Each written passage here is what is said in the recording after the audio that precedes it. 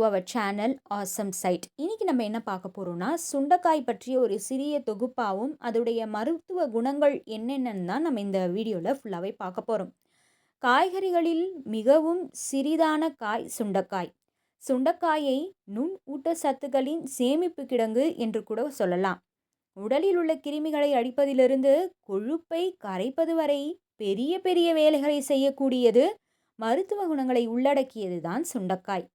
பார்வைக்கு மிக சிறிதான இந்த சுண்டைக்காய் தேவையற்ற செல் பாதிப்புகள் நம் உடலில் ஏகப்பட்ட வியாதிகளை வரவழைத்துவிடும். இதெல்லாமே நம்மளுக்கு எல்லாம் ஒரு சிறந்த தீர்வாக அமையுது. பார்த்திங்கன்னா அது சுண்டைக்காய் தான். வைட்டமின் ஏ, சி, இ போன்ற சத்துக்களை எக்கச்சக்கமாக உள்ளடக்கியது சுண்டைக்காய். குறிப்பாக நோய் எதிர்ப்பு சக்திக்கு முக்கிய தேவையான வைட்டமின் சியை அதிகமாக கொண்டது சுண்டைக்காய். ஆரஞ்சு, கொய்யா, பப்பாளிக்கு நிகரான வைட்டமின் சி இந்த சுண்டைக்காயில் உண்டு. சுண்டைக்காயின் மருத்துவ குணங்களை நம்ம பார்க்கலாமா? இரத்த அழுத்தத்தை கட்டுப்படுத்தக்கூடியது. இரத்தத்தில் கொழுப்பு சேர்ந்து இரத்த குழாய்களில் படிவதை தவிர்க்கும் சக்தி சுண்டைக்காய்க்கு உண்டுன்னு சொல்லப்படுது. அணுக்களை அதிகரித்து அதன் விளைவாக நோய் எதிர்ப்பு சக்தியை அதிகரிக்கக்கூடியது. இதில் உள்ள இரும்பு சத்தானது இரத்த சோகையை எதிர்த்து போராடக்கூடியது.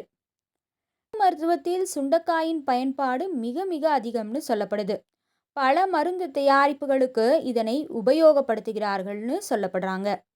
பிரசவமான பெண்களுக்கு பத்திய சாப்பாட்டின் ஒரு பகுதியாக அங்காய பொடி என ஒன்று கொடுப்பார்கள். அதில் முக்கியமானதாக சேர்க்கப்படுவதே சுண்டைக்காய் தான்.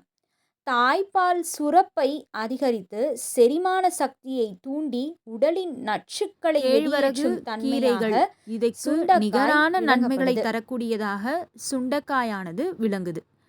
தேங்க்யூ ஃபார் வாட்சிங். Please do comment, like and subscribe my channel. Thank you.